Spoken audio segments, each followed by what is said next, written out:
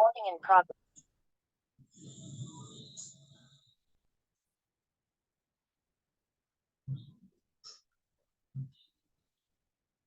Assalamualaikum warahmatullahi wabarakatuh. Alhamdulillahirabbil alamin. Wassalatu wassalamu ala asrafil anbiya'i wal mursalin sayyidina Muhammadin wa ala alihi wa sahbihi ajmain amma ba'd. Puji syukur kita panjatkan atas kehendak Allah Subhanahu wa taala, berkat karunia kesempatan serta nikmat iman dan kesehatan. Kemudian salam salawat tetap tercurahkan kepada baginda Nabi Muhammad sallallahu alaihi wasallam. Semoga salawat kita sampai kepada beliau, sampai kepada keluarga-keluarga beliau dan para pengikut beliau. Teman-teman sekalian yang saya hormati, pada malam ini izinkan saya melakukan Zoom mengenai tugas kuliah dari Bapak Dr. Usman Nur mengenai tentang tensi jurnal. Kita juga sambil menunggu Katie membagikan materinya, sembari saya juga membacakan resensi jurnal ini. Jurnal yang pertama itu judulnya Perbedaan Peningkatan Kemampuan Pemecahan Masalah Matematis dan Disposisi Matematis Siswa menggunakan model pembelajaran Problem Basic Learning dan Discovery Learning. Matematika merupakan salah satu cara untuk meningkatkan kemampuan seseorang dalam mencari solusi dari suatu masalah. Siswa harus menyelesaikan suatu soal atau tugas matematika. Untuk menyelesaikan soal-soal ini, siswa harus mengikuti aturan pemecahan masalah. Untuk mengatasi kesulitan matematika, siswa harus terbiasa menangani masalah matematika biasa. Seseorang dengan praktik pemecahan masalah yang lebih banyak mendapat skor lebih tinggi daripada seseorang yang kurang. Banyak siswa yang kesulitan dengan matematika. Siswa berjuang dengan pemecahan masalah, terutama masalah cerita. Jawaban siswa menantang. Hal ini menyebabkan siswa biasanya merekam atau menghafal topik matematika yang tidak mereka pahami. Ketika diberikan soal matematika dan diminta untuk menyelesaikannya secara sistematis, anak tidak memahaminya dan tidak dapat menggunakan strategi tersebut. Penilaian program for International Student Assessment memberi peringkat Amerika Serikat ke 64 dari 65 negara dengan skor pemecahan masalah rata-rata 375. Prestasi matematika Indonesia rendah. Menurut PISA, motivasi matematika siswa Indonesia mengkhawatirkan dibandingkan dengan negara lain, khususnya daya saing masa depan tersirat.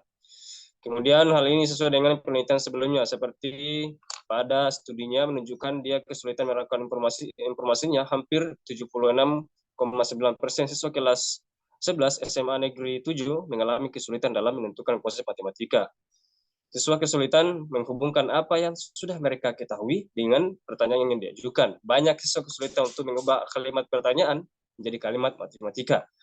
Mereka sering melakukan operasi aritmatika pada soal naratif nomor tanpa memahami kesulitannya. Kemudian jurnal yang kedua, kita langsung mengenai itu belajar bangun ruang menggunakan media komputer di kelas 5 SD Negeri nomor 2 Baharu. Kita ketahui bersama, tujuan penelitian ini adalah meningkatkan pemahaman dan hasil belajar siswa terhadap materi-materi bangun ruang dengan menggunakan media komputer pada siswa kelas 5 SD Negeri nomor 2 Baharu Utara, Kecamatan Palu, Laut Utara. Meningkatkan keaptikan siswa dalam pembelajaran matematika, khususnya pada materi pembelajaran bangun ruang dengan menggunakan media komputer. Metode yang digunakan dalam penelitian ini itu penelitian tindakan kelas. Analisis data dilakukan dengan observasi, catatan lapangan, dokumentasi, serta kemampuan siswa pemahaman bangun ruang dengan menggunakan media komputer. Hasil penelitian ini menunjukkan bahwa dalam penggunaan komputerisasi pada pembelajaran tentang bangun ruang dapat meningkatkan pemahaman dan hasil belajar siswa dengan hasil penilaian dari 71,44% meningkat menjadi 81,76%. Meningkatkan keaptikan siswa dalam pembelajaran matematika dapat terlihat dari hasil siklus 1 dari 58,4% meningkat menjadi 71,2%, dan pada siklus 2 dari 79,2% meningkat menjadi 90,4%. Nah, gambaran permasalahan di atas menunjukkan bahwa pembelajaran matematika perlu diperbaiki guna meningkatkan pemahaman konsep siswa. Untuk itu, diperlukan solusi yang tepat untuk mengatasi masalah tersebut, sehingga diharapkan dapat meningkatkan prestasi belajar matematika. Berdasarkan penjelasan ini bahwa untuk meningkatkan kualitas pembelajaran matematika dengan dukungan media pembelajaran pada proses belajar, kerumitan bahan pelajaran dapat disederhanakan dengan bantuan media. Jadi dapat mewakili apa yang kurang mampu guru ucapkan melalui kata-kata atau kalimat. Saat ini pemanfaatan komputer sangat diminati untuk media pembelajaran. Pembelajaran berbasis teknologi semakin meningkat dengan cepat, khusus pada metode penyampaian dan pendukung dalam pembelajaran. Pembelajaran berbasis teknologi atau teknologi based learning menjadi suatu kecenderungan dan sarana utama dalam metode dan teknik penyampaian. Dalam proses pembelajaran yang menekankan pada sistem penyampaian dan perangkat elektronik yang sekarang dikenal dengan istilah e-learning. Seperti dalam prestasi, metode interaktif multimedia, video conferencing, virtual reality, group war, EVSS, internet, satelites, email, voicemail, dan lain-lain. Aplikasi teknologi ini sangat nyata dan sebagai sarana yang berpotensi tinggi dalam percepatan pembelajaran dalam pendidikan formal maupun non formal. Kemudian, keaptikan siswa dalam pembelajaran matematika, khususnya pada materi pembelajaran penguruan melalui pembelajaran dengan menggunakan media komputer. Hal ini dapat terlihat dari hasil presentasi siklus pertama, pertemuan pertama sebesar 73 poin, dengan persentase 58,4%. Meningkat pada pertemuan 2 sebesar 89 poin dengan persentase 71,2%. Dan pada siklus kedua, pertemuan 1, jumlah poin meningkat menjadi 99 poin dengan persentase 79,2% dan meningkat kembali pada pertemuan kedua menjadi 113 poin dengan hasil persentase akhir 90,4%. Jurnal berikutnya, efektivitas penggunaan Google Classroom pada pembelajaran matematika selama pandemi COVID-19 MAN Kota Baru. Aplikasi Google Classroom ini dirilis pada 20 Agustus 2014. Sistem operasi ini bisa digunakan di smartphone maupun PC atau laptop. Google Classroom mempunyai banyak keistimewaan, diantaranya adalah pembuatan dan pemberian tugas bisa dilakukan penyelesaiannya melewati Google Drive sambil menggunakan Gmail untuk membuat pembelajaran di ruang kelas Google. Google Classroom banyak dipakai oleh institusi pendidikan di Indonesia, baik universitas maupun sekolah sebagai media pembelajaran daring. Salah satu sekolah yang memanfaatkan media Classroom yaitu Madrasah Al-Ihsan Negeri Kota Baru. Madrasah Al-Ihsan Negeri Kota Baru juga menerapkan sistem pembelajaran daring dengan menggunakan Google Classroom untuk melangsungkan berbagai pembelajaran. Salah satunya pembelajaran matematika. Google Classroom ini telah digunakan sejak tahun ajaran 2019-2020 di Madrasah Al-Ihsan Negeri Kota Baru karena dapat diakses dengan mudah baik melalui link maupun aplikasi. Namun, penggunaan Google Classroom sebagai media pembelajaran matematika juga memiliki berbagai kendala, yaitu terkait jaringan internet, peserta didik yang kurang fokus saat mengikuti pembelajaran, peserta didik yang tidak mampu belajar mandiri pada materi yang diberikan, dan sebagai kendala lainnya, dan berbagai kendala lainnya. Pada proses perkembangannya dapat dilihat pada bahwa matematika merupakan ilmu dasar yang sudah menjadi alat untuk mempelajari ilmu-ilmu yang lain, karena hampir seluruh disiplin ilmu pengetahuan menggunakan konsep matematika dalam mempelajari objek kajiannya. Oleh karena itu, penguasaan terhadap matematika mutlak diperlukan.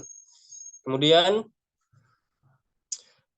berdasarkan hasil penelitian dan pembahasan, kesimpulan yang dapat ditarik dari penelitian ini adalah pembelajaran dengan menggunakan Google Classroom selama pandemi COVID-19 dalam pembelajaran matematika belum efektif. Terapkan pada peserta didik kelas 10 IPA MAN Kota Baru dengan kriteria capaian. Pertama, rata-rata skor keterlaksanaan pembelajaran yang dicapai adalah 3 dan berada pada kategori terlaksana dengan baik. Kemudian, aktivitas peserta didik yang diperoleh yaitu 27,5% dan berada pada kategori kurang aktif sehingga tidak memenuhi kriteria keefektifan.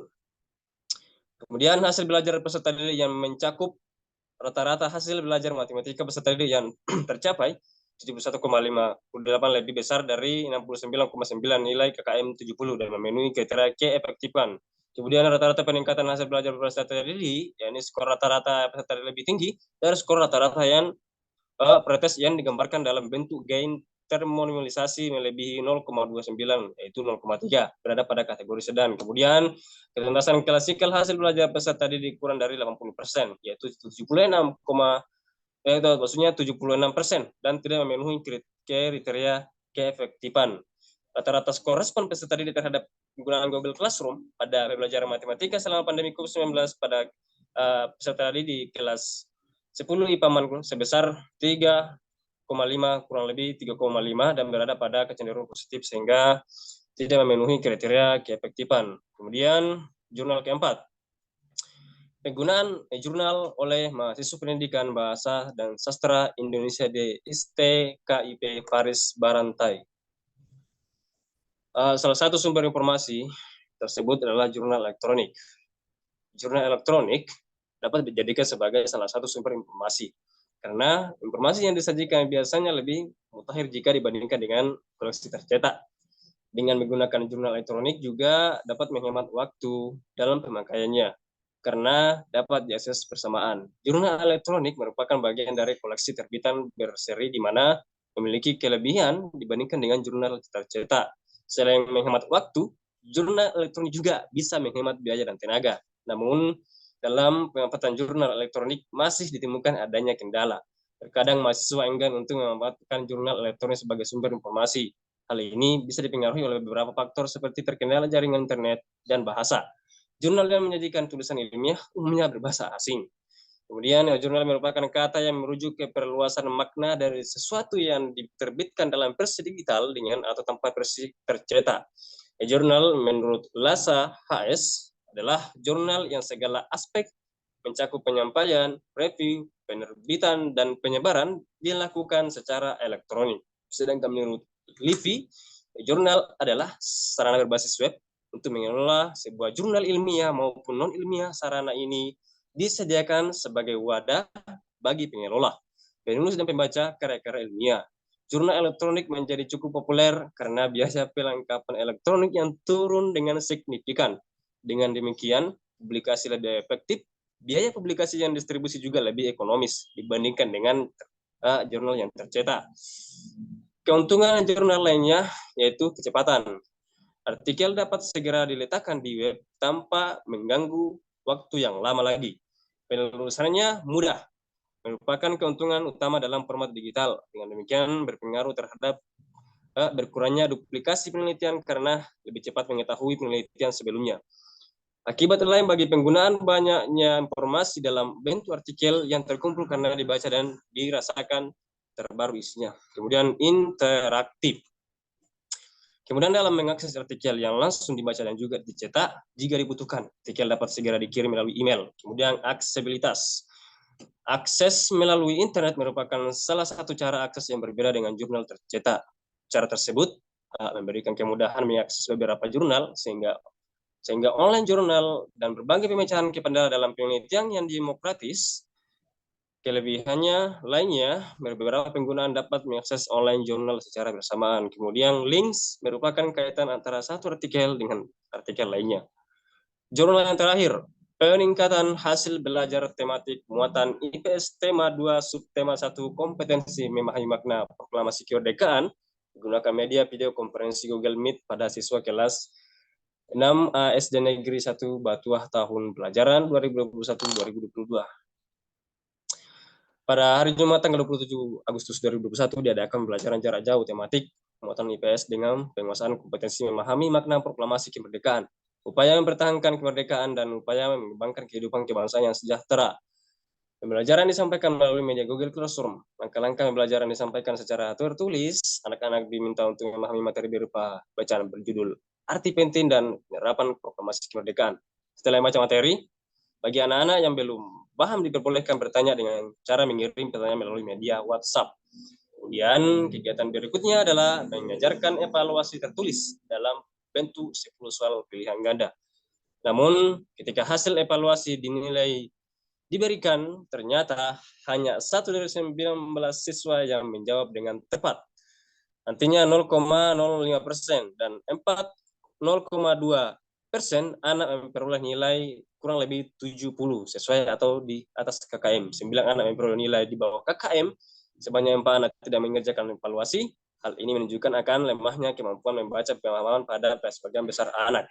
Dan ini juga menjadi fakta bahwa pembelajaran jarak jauh metode penguasaan menggunakan media Google Classroom tidak membuat anak-anak paham akan kompetensi memahami makna proklamasi kemerdekaan. Sesuai surat edaran Mendigbud pada nomor 4 tahun 2020 bahwa selama pandemi sekolah wajib tetap memberikan pengalaman belajar yang berguna bagi siswa tanpa terbebani ketentuan membataskan seluruh capaian kurikulum, kenaikan kelas maupun kelulusan. Nah, mungkin kita sudah ketahui ya surat edaran dari Kemendikbud ini juga, teman-teman juga pasti lebih paham. Kemudian maka peran penting guru antara lain membantu siswa menghadapi ketidakpastian yang disebabkan oleh pandemi dan untuk siswa harus terus belajar meskipun kegiatan sekolah normal itu terganggu. Dari hasil penelitian yang dilakukan kelas PTK ini dapat disimpulkan bahwa pembelajaran menggunakan media conference Google Meet ternyata dapat meningkatkan hasil belajar siswa kelas 4 SD Negeri 1 Batua, Kota Baru pada pembelajaran konsep memahami makna kemerdekaan Indonesia. Tanggapan atau respon siswa terhadap penggunaan ini sangat positif. Anak sangat berminat menggunakan media ini dalam pembelajaran daring. Dalam hal ini, keterbatasan penelitian lebih pada faktor eksternal, yaitu jaringan internet. Untuk siswa yang tidak memiliki kuota internet, yang tidak cukup tidak dapat mengikuti kegiatan pembelajaran ini. Sehingga penelitian tindakan kelas ini tidak lengkap, seperti yang terjadi pada siklus pertama. Selain itu, jaringan internet yang kurang baik akan menghambat proses pembelajaran secara virtual. Setelah pelaksanaan siklus pertama dan kedua, kemudian dilaksanakan PTM terbatas. Hal tersebut juga menjadi kesulitan bagi peneliti karena kegiatan PTM terbatas menjadi kegiatan yang ternyata menimbulkan banyak kendala dalam proses pelaksanaannya. PTM terbatas membuat penelitian bekerja dan berpikir lebih keras karena mencari cara efektif dalam pembelajaran setelah sekian lama anak belajar secara daring. Penyesuaian dalam kegiatan membuat peneliti harus dapat membagi waktu mengajar secara efektif dan menyelesaikan PTK. Oke teman-teman, mungkin itu yang bisa saya sampaikan pada malam ini. Dan terakhir, saya ucapkan terima kasih kepada teman-teman sekalian yang telah menyempatkan waktunya karena keterbatasan saya dalam menggunakan aplikasi ini juga. Sekian dan saya ucapkan terima kasih kepada teman-teman sekalian dan selamat malam. Jadi kita tutup dengan hamdalah. Alhamdulillahirabbil alamin. Terima kasih. Assalamualaikum warahmatullahi wabarakatuh. Waalaikumsalam warahmatullahi wabarakatuh.